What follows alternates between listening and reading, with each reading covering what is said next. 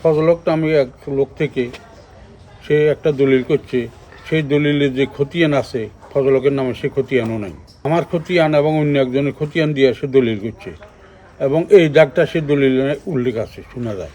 4/12/2025 সিং রোজ বৃহস্পতিবার মফিজুল্লাহ ভূঁইয়া 30 থেকে 40 জনের এক বাহিনী নিয়ে আমাকে না জানাইনি আমার দখলকৃত 607 নং খতিয়ানের 1010 দাগ, সাবেক ডিএস 327 খতিয়ান, এমআরআর 346 খতিয়ানের সাবেক 1327 দাগে প্রায় 30% জমি মেপে দাগ চিহ্নিত করে এবং আমাকে এবং আমাদের পরিবারের সদস্যদের জীবন নাশের হুমকি দেয়। এর আগেও সে আমার বাড়ির সামনের পুকুরের জাল বেট দিতে গেলে লোকজন নিয়ে নানা রকমের ঝামেলা সৃষ্টি করে।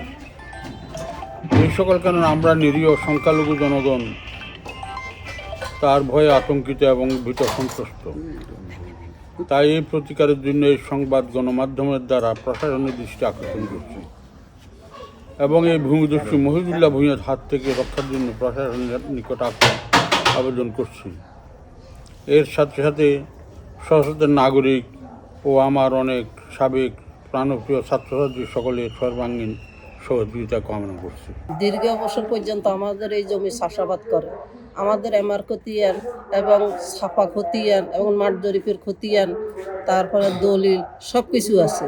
সে কীভাবে এই মফিজুল্লাহ ভূমিদস্যু আমাদের এই অবৈধভাবে সে আমাদের জমি জামা দখল নিতেছে। এদের সাথে কোনো আমরা লড়াই করার মতো আমাদের কোনো সংখ্যালঘুর কোনো ক্ষমতা নেই। সে 40-50 জন লোক নিয়ে আসি এই জমি দখল করে। যেহেতু আমার ভাইরা ডরে, এদের ভয়ে এদের পাশে জানে, এরা লাঠি ছোটা নিয়ে হাতে করি, সবার হাতে একটা একটা লাঠি ছিল। এরা সবাই লাঠি নিয়ে আমার ভাইকে মারধর করব, এই কারণে আমার ভাইয়ে একা কী করব, এই কারণে কেউ আমরা ভয়ভিত্তিতে ওখানে আগাইনি।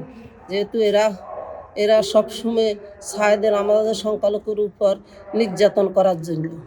এদের সাথে আমরা লড়ার মতো কোনো ক্ষমতা নাই, আমরা সংখ্যালঘু।